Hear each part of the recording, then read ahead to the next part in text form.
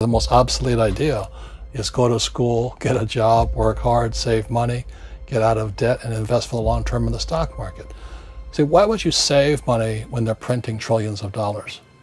The gap between the 1% and 99% is massive. You see, it's not just money. You have to step back and look at the bigger picture. So what do you do? In every one of us is a poor person. There's still a poor person inside me. There's also a middle-class person, and the middle-class persons want security. They want that steady paycheck. And there's a rich person. And they're all inside of us, except that it's not taught. You're taught to go to school, get a job, and get a paycheck. You're not taught to how to get rich. If you read Rich Dad, Poor Dad, my rich dad refused to pay me. He said the paycheck was one of the most damaging things you could take in your life. He says the moment you take a paycheck, you're an employee, and that's the mindset. So my rich dad never paid me. It drove my poor dad, government employee, nuts. You gotta pay people, you gotta pay people. And rich dad was not saying that the paycheck was bad. He says you didn't want to be a slave to money. So as an entrepreneur, if rich dad folded, I just started another company. I don't need a paycheck. I don't need anybody to take care of me. If my government doesn't like me, I move to another country because they need entrepreneurs there. So the entrepreneur is not so much the business. The entrepreneur is really the mindset and the skill sets and the different set of rules. You see, I don't operate, small business does not operate in the same rules as big business.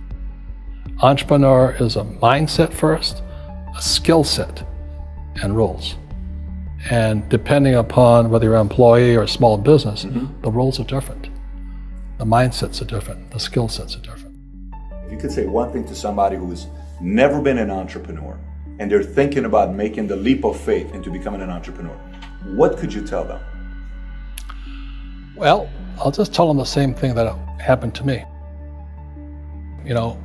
My last paycheck, I still remember it clearly. It was one of the worst and the best days of my life. And I was in Puerto Rico. I was working for Xerox, and my boss gave me my last, it wasn't a paycheck, it was a bonus check. I think it was about 30,000 bucks. Taxable, it's the only problem with that. So I got this check and I went, holy mackerel. You know what I mean? So I was excited, but I was also disturbed. And so this other guy comes up to me, his name was John, and John says to me, he says, you're gonna be back. I said, why? He says, because you're gonna fail. I looked at him and said, look, few expletive words, because that's what he did. He left Xerox, failed, and he came back. And I said, look, you failed and you came back, but I'm gonna fail and I'm never coming back. And that's the attitude. Do you know what I mean? If you say, well, if I fail, I'll go back to mommy and daddy, then that's what you'll do. So if you fail, that's when I became an entrepreneur, because I had no money. I had no money for years. I didn't have a paycheck. But that's what my rich dad encouraged me to do. He says, when you don't have this paycheck, you get hungrier, smarter, and it's a test of your character. Will you become a crook? Will you become dishonest? Will you cheat and steal? Or will you become a better human being? So really, that's the benefit of becoming an entrepreneur, is you really find out who you are when you don't have anything. So you always have to look at the big picture. Too many people look at, well, what's going to happen to me? When you look at the big picture, you're also going to know that when something bad happens, something good's going to happen. But you got to prepare for whatever is coming. If you think next 20 years will be like the last 20 years, you're going to get creamed. When you and I go to the supermarket and we buy a carton of milk, we always check for the expiration date. But most people do not check for the expiration date on their brains. Instead of get out of debt, I get into debt. I just refinanced $300 million in debt. I went from 5% to 2.5% interest. I made a fortune. Every month, more money comes in because my cost of money has gone down. So while some financial experts are saying get out of debt, I'm saying learn how to use debt.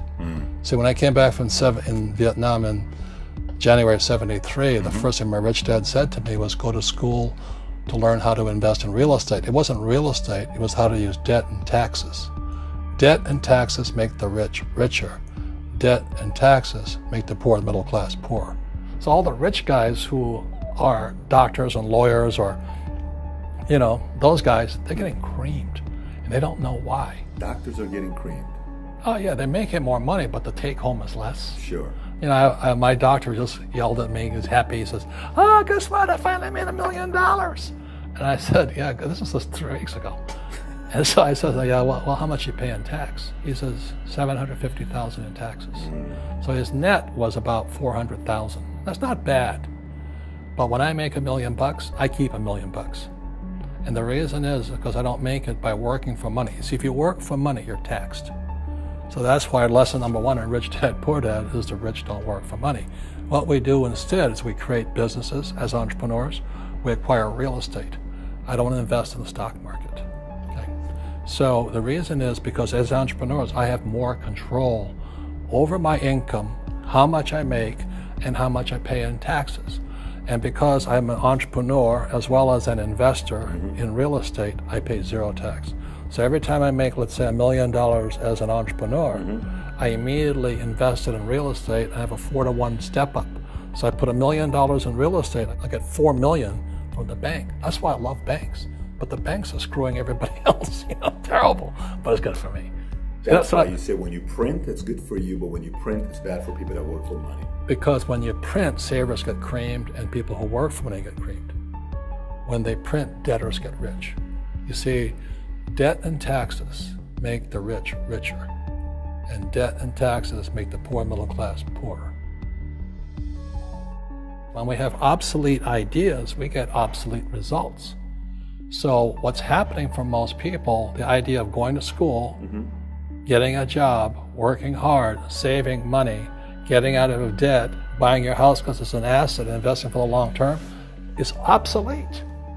The world has changed. The world changed in 1971 when President Nixon took us off the gold standard and money became debt. What if we get rid of school? Then what would happen? Would it be better if we had no educational system at all? No, I'm saying education is more important before. It's just obsolete. You know, there's Moore's Law which states information doubles every 18 months. In other words, everything's obsolete 18 months. So, and this is just a recent phenomenon. So when you come out of school, you're already obsolete. And that's why I'm the old guy, you know. I meet my friends who went to Harvard. Yeah, I went to Harvard. I said, yeah, that was how long, 50 years ago? Today, the banks are charging you interest to save money. In other words, banks don't want your money because they printed too much of it. And that's why there's this bubbles in stocks and bubbles in real estate and all this. People are dumping the cash because, as I said in here, savers are losers and cash is trash. And yet people are, well, I want a high-paying job. Well, that's an obsolete idea. Get out of debt is an obsolete idea. You should learn how to get into debt, how to use debt to get rich, and they'll never teach you about taxes. The reason the 1% is way up here and the 99% are going this way is because when you print money, 2 things happen: inflation and taxes. It's crushing them. And any entrepreneur thinks, I'm just going to make money, I'm going to start a business and make a lot of money because of what we talk about. They really have got to smell the roses, man. You know, that's not what the real entrepreneurs are doing. Most entrepreneurs, there's 28 million small business owners in America. 24 million are what are one-person entrepreneurs. They're called non-employee entrepreneurs. So and that's what happens is when people don't really understand what an entrepreneur does. So most big people are self-employed, but they're not really entrepreneurs. The self-employed pay the highest taxes of all, and nobody tells them that. Yeah, it's also called the entrepreneurial spirit, but what we were actually talking about was there's no such thing as a bad economy. You know, there's external, you and I, we all have an external economy, but we also have an internal economy, and the willpower is to change our internal economy. So for me, I can see the good and I can see the bad. I don't really give a damn because I'm going to be rich anyway. But a poor person with a poor personal economy, all they're going to see is a bad economy because they don't know how to make money in any economy. And a middle class person, they have a middle class economy. You know, what they want is a nice house and a steady paycheck and the job and the car. And so when you take their job away, to them, that's disaster. Well, since an entrepreneur doesn't have a job anyway, it's no big deal. So all I'm saying to people, and it's what Bucky Fuller taught me, is always two sides, you know what I mean? Unity is plural, at minimum two. So if you think the economy is bad, it's because your economy is bad. If you think that steady, employment is important, then you'll see an economy without jobs.